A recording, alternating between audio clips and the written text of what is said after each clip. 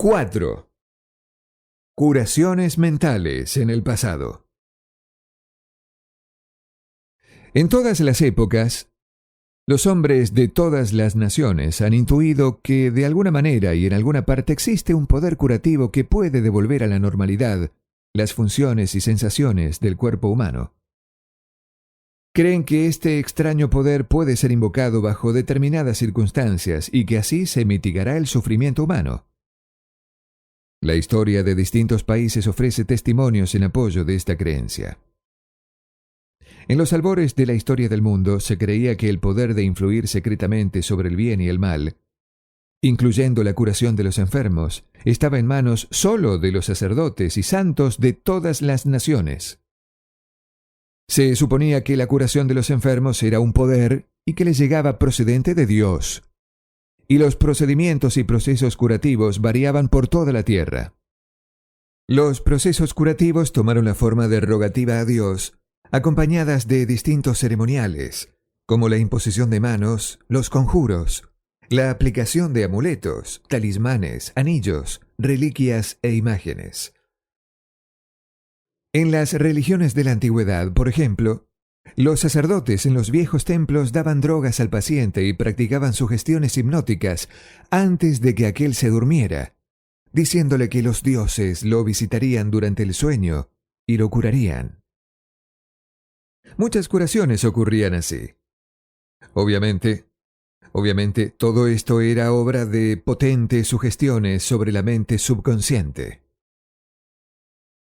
Tras la celebración de ciertos ritos misteriosos, se suponía que los devotos de Hécate verían a la diosa durante el sueño, siempre que antes de dormir hubieran rezado según algunas extrañas y fantásticas indicaciones. Les decían que mezclaran lagartos con resina, incienso y mirra, y que lo molieran todo junto, al aire libre, bajo la luna creciente. En muchos casos, después de este grotesco procedimiento, se registraban curaciones. Es obvio que estas rarezas mencionadas en los ejemplos favorecían la sugestión y aceptación en la mente subconsciente de esta gente al apelar poderosamente a su imaginación.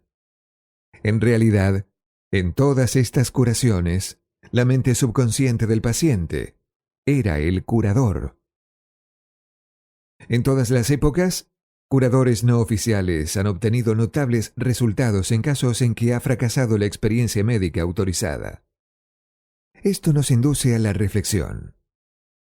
¿Cómo efectúan sus tratamientos estos curadores en todas partes del mundo? La respuesta a tanta curación estriba en la ciega creencia de la persona enferma, que desencadena el poder terapéutico alojado en el subconsciente. Muchos de los remedios y métodos empleados eran más bien extraños y fantásticos, lo que encendía la imaginación de los pacientes, provocando un estado emocional de excitación.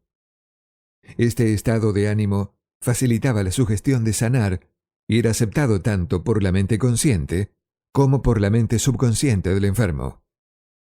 Esto se revisará con mayor profundidad en el siguiente capítulo. Milagros en varios santuarios del mundo. Es un hecho comprobado que se han registrado curaciones en distintos santuarios del mundo, como en el Japón, la India, Europa y América. He visitado varios de los famosos santuarios del Japón. En el mundialmente conocido santuario de Diabutsu, hay una gigantesca representación en bronce de Buda, sentado con las manos dobladas y la cabeza inclinada, en una actitud de profundo éxtasis contemplativo. Tiene más de 12 metros de altura y se denomina el Gran Buda. Allí vi a jóvenes y ancianos haciendo ofrendas a sus pies. Ofrecían dinero, vegetales, arroz y naranjas. Se encendían velas, se quemaba incienso, se recitaban oraciones de súplica. El guía nos explicó el significado de lo que cantaba una muchacha mientras murmuraba una plegaria. Hacía una profunda reverencia y presentaba 2 naranjas en ofrenda. También encendió un cirio. Nos dijo que ella había perdido su voz y que la había recuperado en el santuario. Estaba dando gracias a Buda por restaurar su voz. Tenía la fe sencilla de que Buda le devolvería su voz para cantar si seguía un cierto ritual, ayunaba y presentaba ciertas ofrendas. Todo esto contribuía a reavivar la creencia y la expectativa, predisponiendo a la mente hasta el grado mismo de la fe. Su mente subconsciente respondía a esta creencia. Para ilustrar todavía mejor el poder de la imaginación y de la fe ciega, voy a relatar el caso de un pariente mío que tenía tuberculosis. Sus pulmones estaban muy dañados. Su hijo decidió curarlo. Fue a Perth, Australia Occidental, donde vivía su padre enfermo, y le dijo que había encontrado un monje que acababa de volver de uno de los santuarios europeos más famosos en materia de curaciones, que el monje le había vendido un pedazo de la verdadera cruz, y agregó que le había dado por este el equivalente a $500.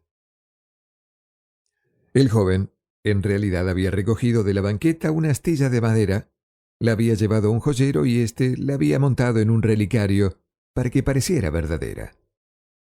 Le contó a su padre que muchos se habían curado tan solo tocando el relicario o la astilla. Encendió e inflamó de tal modo la imaginación de su padre que el pobre señor le arrebató el relicario, se lo puso sobre el pecho, oró silenciosamente y se durmió. Al día siguiente, amaneció curado. Todos los exámenes clínicos salieron negativos. Usted sabe, por supuesto, que lo que le curó no fue la astilla de madera de la banqueta. Fue su imaginación, tan intensamente excitada, junto con su confiada espera de una perfecta curación. La imaginación se juntó con la fe o sentimiento subjetivo, y la unión de ambas dio como resultado una sanación. El padre nunca descubrió la jugarreta que le habían hecho. Si lo hubiera sabido, probablemente habría experimentado una recaída. Permaneció completamente curado y murió 15 años más tarde, a la edad de 89 años. Un principio universal de curación. Es un hecho bien conocido que todas las distintas escuelas de curación realizan curaciones de lo más asombrosas. La conclusión más obvia que se le ocurre a uno es que debe haber un principio subyacente común en todas, a saber, la mente subconsciente, y que el único proceso de curación es la fe. Será conveniente recordar ahora, una vez más, las siguientes verdades fundamentales. Primero, que usted posee funciones mentales que se han distinguido con los nombres de mente consciente, una, y de mente subconsciente, la otra. Segundo, que su mente subconsciente está constantemente abierta al poder de la sugestión. Aún más, su mente subconsciente controla por completo las funciones, condiciones y sensaciones de su cuerpo. Me atrevo a creer que todos los lectores de este libro están familiarizados con el hecho de que se pueden inducir síntomas de casi cualquier enfermedad en un paciente hipnótico por medio de la sugestión. Por ejemplo, un paciente en estado hipnótico puede sufrir un alza de la temperatura, un rostro congestionado o escalofríos, según la naturaleza de la sugestión dada. Como experimento, puede asegurarle usted a una persona que es parapléjica y que no puede caminar, y en efecto, no caminará. A modo de ilustración, puede usted sujetar una copa de agua fría debajo de la nariz de un paciente hipnótico y decirle: «Está llena de pimienta, huélala». Estornudará. ¿Qué cree que le hizo estornudar? ¿El agua o la sugestión? Si un hombre afirma ser alérgico al fleo, cuando esté en trance, puede ponerle una flor sintética o un vaso vacío enfrente de su nariz y decirle que es fleo. Presentará los síntomas alérgicos comunes. Esto indica que la causa de la enfermedad está en la mente. Por lo tanto, la curación de la enfermedad también puede ocurrir en la mente. Usted sabe que hay notables curaciones que se hacen mediante osteopatía, medicina quiropráctica y naturopatía, así como a través de todas las distintas religiones que hay en el mundo, pero es obvio que todas estas curaciones se logran gracias a la mente subconsciente, el único curador que existe. Fíjese cómo sana la cortadura que se ha hecho en el rostro al afeitarse. Ella, la cortadura, sabe exactamente cómo hacerlo. El doctor venda la herida y dice: «La naturaleza lo cura». Con ello se refiere a la ley natural, a la ley de la mente subconsciente o instinto de conservación, que es la función de la mente subconsciente. El instinto de conservación es la primera ley de la naturaleza. Su instinto más fuerte es la más potente de las autosugestiones. Muy diferentes teorías. Sería tedioso y de escaso provecho detenerse a discutir las numerosas teorías planteadas por diferentes sectas religiosas y grupos terapéuticos de oración.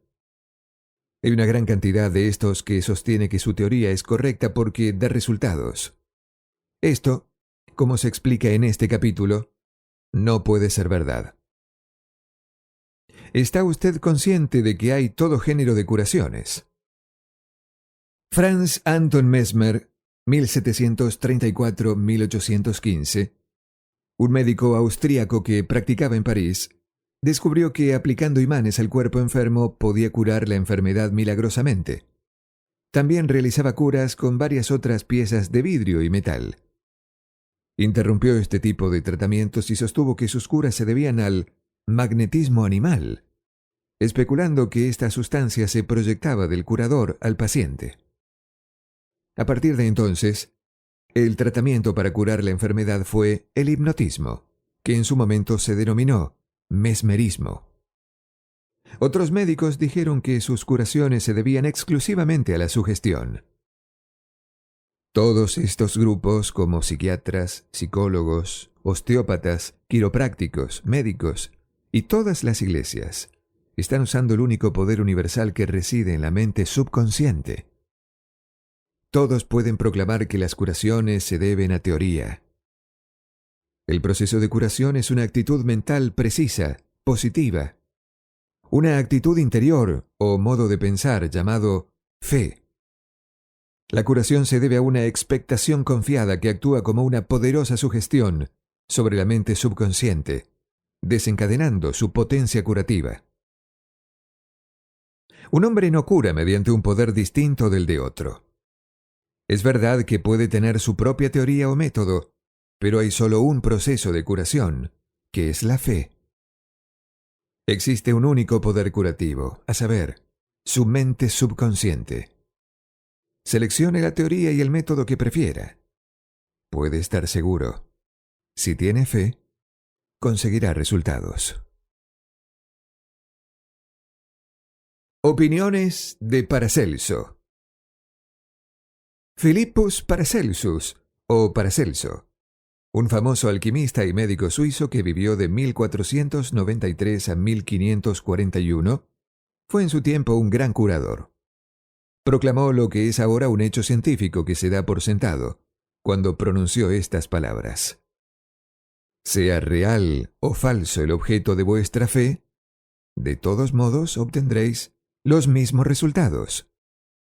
Por tanto, si creyera en la estatua de San Pedro como hubiera podido creer en el propio San Pedro, obtendría los mismos efectos que hubiese obtenido de éste. Pero eso es superstición. La fe, no obstante, produce milagros, y ya sea una fe verdadera o falsa, siempre producirá las mismas maravillas». Pietro Pomponazzi, un filósofo italiano contemporáneo de Paracelso, compartió las opiniones de este al decir: «Podemos fácilmente concebir los maravillosos efectos que la confianza y la imaginación pueden producir, sobre todo cuando ambas cualidades se intercambian entre los pacientes y la persona que los influye. Las sanaciones atribuidas a la influencia de ciertas reliquias son producto de la imaginación y la confianza. Los curanderos y los filósofos saben que si los huesos de un esqueleto cualquiera se pusieran en lugar de los huesos de los santos, el enfermo experimentaría, no obstante, efectos benéficos, siempre que creyera que eran verdaderas reliquias. Entonces, si cree que los huesos de los santos curan, o si cree en el poder curativo de ciertas aguas, obtendrá resultados por la poderosa sugestión que se le da a su mente subconsciente. Es esta última la que efectúa la curación. Experimentos de Bernheim. Hippolyte Bernheim, profesor de medicina en Nancy, Francia, de 1910 a 1919. Expuso la teoría de que la sugestión del médico sobre el paciente se ejerce a través de la mente subconsciente. Bernheim, en su Terapéutica Sugestiva, página 197, cuenta la historia de un hombre con parálisis de la lengua que ningún tratamiento había conseguido curar. Su médico le contó que tenía un nuevo instrumento con el que prometió curarlo. Introdujo un termómetro de bolsillo en la boca del paciente. Este imaginó que se trataba del instrumento que iba a salvarlo. En unos instantes, exclamaba dichoso que podía otra vez mover libremente su lengua. Entre nuestros casos, continúa Bernheim, se encontrarán hechos similares. Una muchacha vino a mi consultorio después de casi 4 semanas de haber sufrido una pérdida completa del habla.